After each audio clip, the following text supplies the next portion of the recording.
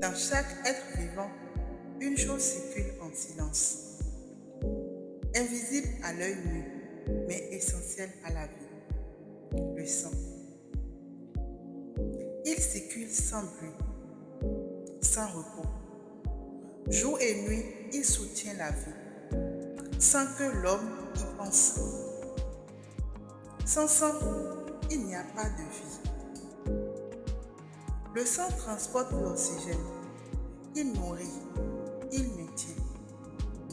Chaque organe, chaque mouvement dépend de ce flux invisible. Chaque battement du cœur propulse la vie. La vie de la chair est dans le sang. Lévitique 17, 11. Chaque être vivant vit par son propre sang. Le sang animal donne la vie animale. Chaque créature vit selon sa nature. Et le sang porte cette nature. Il permet de respirer, de courir, de survivre. Mais il reste limité à la vie terrestre. Mais la vie ne dépend pas seulement du corps. Elle dépend de ce qui la soutient. Car là où le sang circule, la vie demeure. Et lorsque le sang cesse, la vie s'éteint.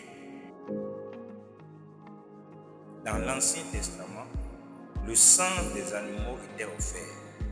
Il couvrait le péché, mais seulement pour un temps. Encore et encore, les sacrifices devaient être répétés. Hébreux 10, 4 dit, il est impossible que le sang des taureaux et des boucs ôte les péchés. Le sang humain donne la vie humaine. Il porte l'ADN, l'identité, l'héritage. Il porte une histoire, une origine, une lignée.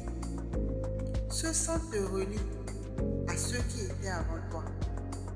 Il transmet la vie d'une génération à une autre. Mais le sang humain est limité. Il donne la vie terrestre. Car tout ce qui est humain reste soumis au temps. Il ne peut vaincre la mort. Il ne peut offrir l'éternité. Mais il existe un sang différent. Un sang qui ne vient pas seulement de la terre, mais de Dieu. Le sang de Jésus-Christ. Un sang pur. Un sang sans péché. 2 Corinthiens 5, 21. Car il n'est pas né de la volonté de la chair, mais de Dieu. Jean 1, 13.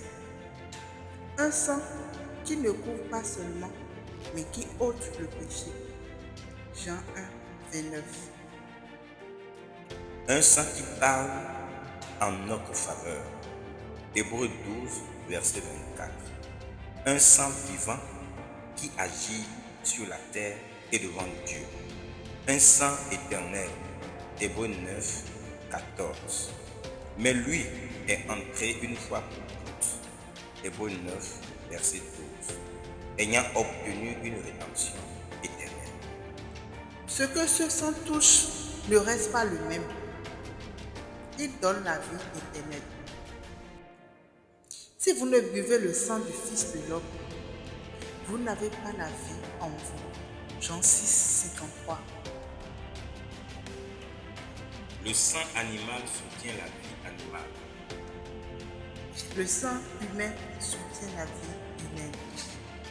Mais le sang de Jésus donne la vie éternelle. Et toi, quel sang parle en ta faveur?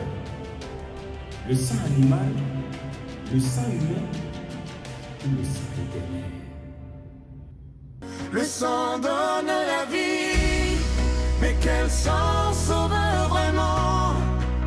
Le sang de Jésus-Christ donne la vie éternellement. Oh, son sang m'a lavé, oh, son sang m'a relevé. Le sang de Jésus-Christ